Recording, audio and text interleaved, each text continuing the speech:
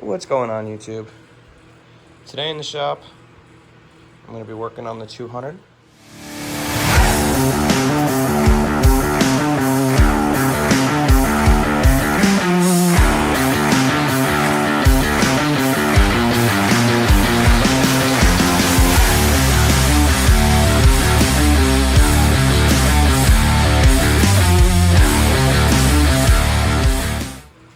Over on the bench, I've got the cylinder.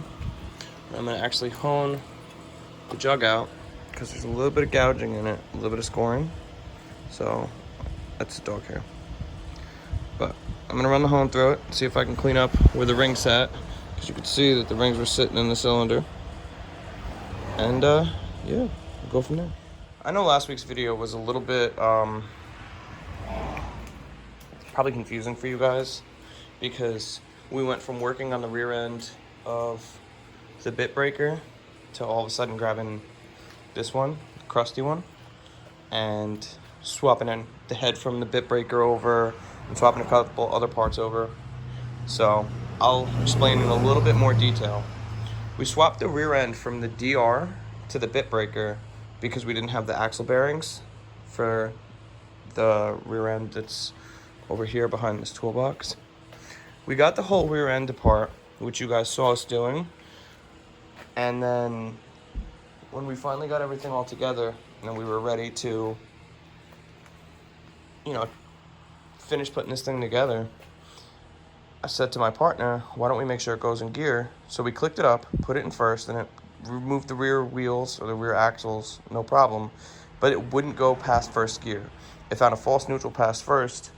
So we have this this trip that we're going on that will actually, when you guys are watching this video, we'll be done with the trip. So we found out about this huge ride when we first got these machines, and we made it a goal in our heads to have a couple of these machines done in order to take that ride and to do the trip. We do have a contingency plan because we've got other machines to take with us, but that's why we've been going back and forth, doing something on the wiseco, working on the bit breaker, working on the DR, and then working on this one, which I think I'm going to start calling Krusty. And we wanted to keep it a secret, but by the time you guys are watching the video, we will have already done the ride, and we'll have clips from that on next week's video. But that machine wouldn't go in gear, and we were pretty close to having it done up, because honestly, from where it's at right now, all we have to do is take the the front axle, which we have right here, put new brakes on it, set it up with the front tire that's right there, got the front tire sitting right there, and put the plastics on this thing in the seat, and this one will be done enough to ride. We do have air filters for them, so that's not a concern. We've just been jumping back and forth and moving parts around back and forth. I mentioned that I had to drill and tap and what have you. The bolts for the recoil, there were studs stuck in them. So I drilled the studs out and I ran the tap through them so that I could get other bolts. This one, the stud's actually sticking out a little bit further. This one down here at the bottom. So we're gonna weld a nut and back that one out, but I'm sure the stitches will do that during the week while he has time. I'll be trying to get the 200 back together because it did run, but Stitches went and did a compression test on it last week, and warm, it was getting 60 PSI, cold, it was getting 25 PSI. So you guys saw in the video last week, we ran the bore scope down it, and we could see that there was a buildup underneath the exhaust valve. So we need to lap the valves, do, valve job on the 200's head. The wiseco, as it sits right now, I've got to finish routing the front brake. We've got to do something about tires. There's a little bit of welding that needs to be done on the side of this frame, and we need to get a clamp or a sleeve for the exhaust right here because it's got crusty welds on it. But this one runs, starts right up, no issues, no problems. The throttle works. The choke I'm gonna swap out. with one of the chokes that we had modified previously, or I'm gonna modify a choke and fit it into the wiseco. We've got the plastics in the seat for it. This is the rear plastics for the 200 right here in the tank for the 200. Right now my goal is to work on the 200 and get this one going, so hopefully this clarification helps you guys understand why we've been jumping back and forth, and yeah.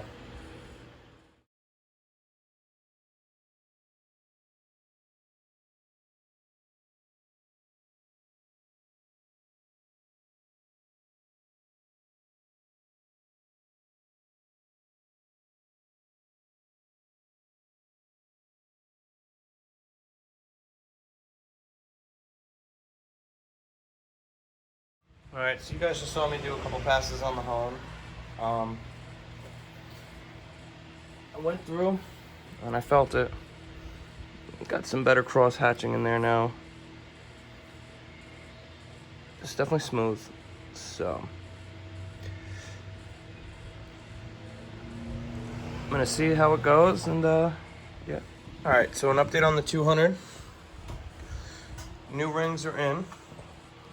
Cylinder's honed. You guys saw me hone the cylinder. So right now I'm lapping the valves. So this is the head off of the 200. This is the intake valve. I went through the course, and valve seat doesn't look terrible. The exhaust doesn't look terrible, but the valve itself, just a little bit of baked on stuff up there. So we're gonna clean it up, try and see. I mean, there was a big gap when I pulled the old rings off the piston and I put the new rings on, and I checked the tolerances on the new rings. I saw the old rings had like 1/4 of an inch, so that's probably why we had such low compression. But I'm still gonna lap the valve since I'm in here. Just clean it up, freshen it up a little bit. So if it seems like, we're not really shooting as much of the stuff we're doing, it's because it's repetitive stuff. You already saw us do a valve job on one of the other heads, on that head right there. So, to me, it's kind of like, why are we gonna show the same valve job 6, 7 times? So I'll get back to you guys when something else happens. All right, so valve job's done. I put the 200 back together, enough to do a compression test. The reason we ripped this thing apart is because cold, it had 25 psi of compression. Warm, it had 60. Compression test I just did, cold, hasn't even run yet, is just under 100 psi. So, got a couple more bugs that I gotta work out with this one.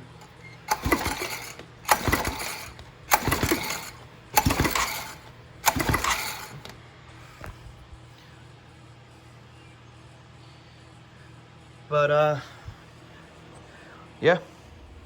All right, so burning the midnight oil.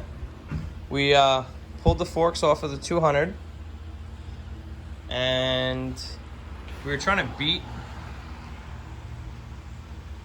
what is it, the axle bolt out? Yes. But didn't want to move. So we're gonna have to order a new axle bolt for this one. Got it in the jack handle there. Let's see, the wiseco. Put a new brake cable on. Adjusted the front brakes. And was messing with the choke. And we're gonna put the ignition switch that we wired up here in this place. Still gotta weld the frame.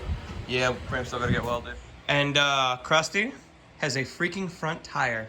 It's got front brakes, it's got a front axle, it's got a front hub, it's got new hub bearings. Krusty isn't looking as crusty. In case you guys are wondering how hard we're going at it, it is 11:30 at night, and I'm heading over to the shop now to try and turn some wrenches on these 3-wheelers. This is gonna be the 3rd all-nighter this week we've pulled to try and get these machines good to go for our ATV ride. So, all right, so what Stitches was doing, right now he's doing the rear brakes, he's doing brake pads on the wiseco. We got everything together on the 200 except we're waiting for the front axle to come in. So that's why it's sitting like that on that stand. Front bearings. Oh, front bearings, excuse me. And what are we reusing the axle? We're going to use an axle from one of the 225s. Okay. This is the exact same part. Okay. So we're waiting for a front bearing to come in. And as for Krusty, well, he went to test Krusty earlier, and he started it up on the jack stand, put it in first gear, no problem. Put it in second gear, doesn't exist. Put it in third gear, sounds like some marbles. Put it in fourth gear, sounds even worse. Put it in fifth gear, grenade. So... No, fifth gear was fine. Oh, fifth gear's good? Fifth gear's good. So it's what? Second, third, and fourth are just... Completely grenaded, right? Second is non-existent. Third is... sounds like a bag full of marbles, and so does fourth. So, this one's cooked. Now, I'm trying to talk him into us taking the time out tonight to work on the DR. Because realistically speaking, if we wrench on it hard tonight, we could probably have it good and going. But... And I'm not saying we can't, but I want to get one and done. So we've been jumping around from machine to machine. So, I don't know if we're going to both try and tag team this one, the wiseco. Pretty much what it needs right now is a little bit of wiring sorted out. He's doing the rear brakes. We need to weld right here because on the frame, that's a little boogery. So, we're going to throw a weld in there. Maybe swap the foot peg out with one of the other ones that's straight, just so we don't have to worry about banging it out. Front brakes are done. Choke is done. The new ignition switch is on it. So just some buttoning up, and we're gonna put the plastics on it. That was weak. That was weak sauce. All right, so going through on the wiseco, we put our ancient tires on here. We threw some tubes in them. Be fine for testing purposes. We took a skid plate off of the other rear end that we had disassembled and threw it on here because the only thing that was left of this skid plate was, of the old skid plate, was this. So, not much of a skid plate. So we figured we'd have a little bit more protection if we run into any rocks. So now it's just trying to go through. We're going to go through and try and figure out why on earth it's not starting with the start button. It's got to be a bad electrical connection somewhere. We're going to go through, clean up all the connectors, and hopefully we'll get some type of start. If not, it pulls over nice and easy. Well, sometimes. As long as it's not right on the compression stroke, it's not terrible. Yeah, it's just true. We'll still have to at least put a battery in it so we, got our lights and whatnot. Yep. We still have to run the wire for the taillight too, or yeah, for the taillight. Yeah, for the taillights, because we have the headlight, correct? Yeah. Okay. We were working on the rear end, so we got the universal separated. Didn't crack anything on the universal. It was very slow, careful, painstaking. And we got the final drive shaft disassembled. Here's part of it. This is the new housing, but we're gonna have to go to the hardware store in the morning and get a bolt that fits in here because this screws on. You can see it's threaded here. So we're gonna get the appropriate size bolt so that we can swap this over. You can also see on the back side that screws in, so we have to figure out how to get everything out here. I'm not sure if this gear is pressed out and it's the same as what the front is. So it's all things we're gonna have to research and look up to figure out how everything works. Yeah. Dang. So we'll figure it out. I can see a lip here, so there's definitely gonna be a bearing. That's the bearing right here. Yeah, you got the bearing on the top and you have a bearing on the bottom, it seems like. This is angled, you see? Yep. All right, well, we're gonna keep chugging away on the wiseco and see what we can do. Say hi, 200. Hi, 200. Hi, 200. All right, later. All right, so we just got the wiseco actually running.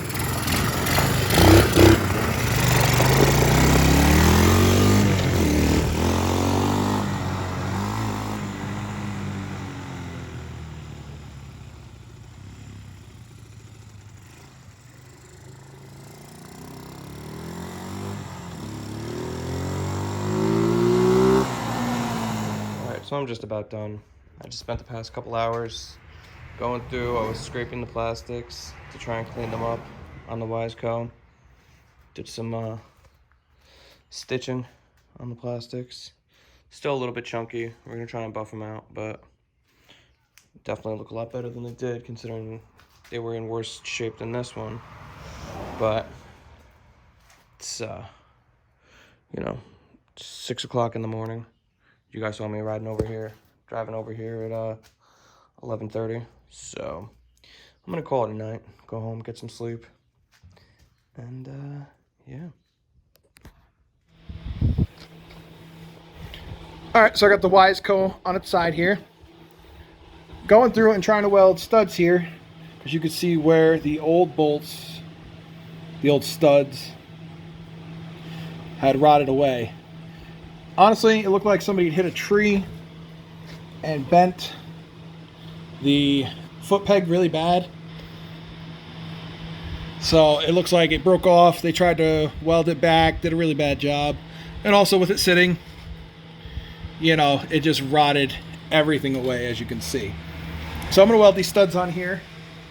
So far, it's going well. Everything seems to be lining up. And I'm going to keep on welding here. Got a couple booger welds here. I'm not the best welder in the world, but I'm all right. I'm going to go through, fill all this in, and then go through and weld all this up. I'm going to take a piece of steel and try and put it down over here to build it up like this one is, so we have that extra support. Hopefully we're in business after this. Alright, so I finished the welding for this foot peg. It seems fairly strong, a little bit of weight on it, not a lot of flexing. I'm going to stick my whole body weight on it and see what it does.